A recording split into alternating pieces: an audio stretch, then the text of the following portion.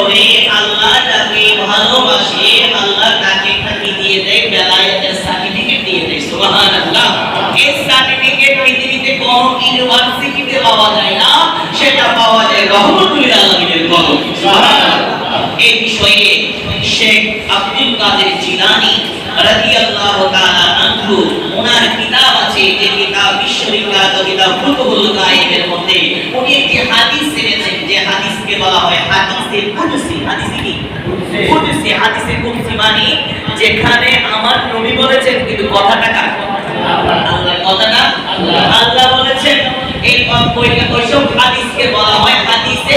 কুদসি হাদিসে কুদসির মধ্যে আছে ক্বালা ইয়া ইবরাহিম তখন কিন্তু আমলের মৌসুম ছিল না আমলের সময় ছিল না আমার গোসেবা আব্দুল কাদের জিলানী আকাশের দিকে তাকিয়ে যখন হাত তুলে বললেন কোন পায়া কোন সাথে সাথে আমার গোসেবাদের হাতের মধ্যে আপেল চলে আসলো সুবহানাল্লাহ দুই হাতের মধ্যে দুইটা আপেল চলে আসলো এর মানে বুঝা গেল যে যারা আল্লাহ ওয়ালা হয়ে যায় দুনিয়া তাদের মুহতাজ হয়ে যায় সুবহানাল্লাহ যারা আল্লাহ ওয়ালা হয়ে যায় দুনিয়া তাদের কি হয়ে যায় গোলাম হয়ে যায় তাদের অনুসরণ করতে থাকে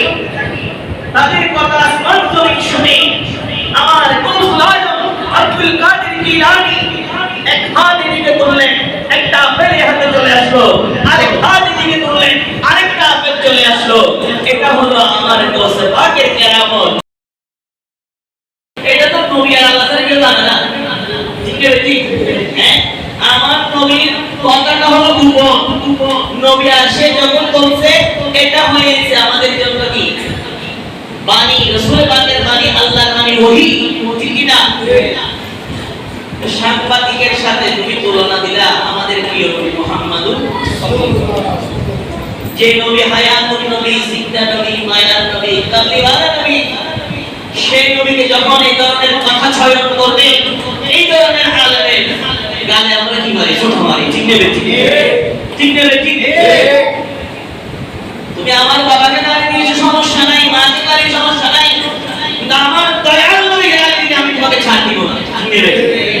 আমাকে ছাড়বো হুঁশিয়ার মুসলমান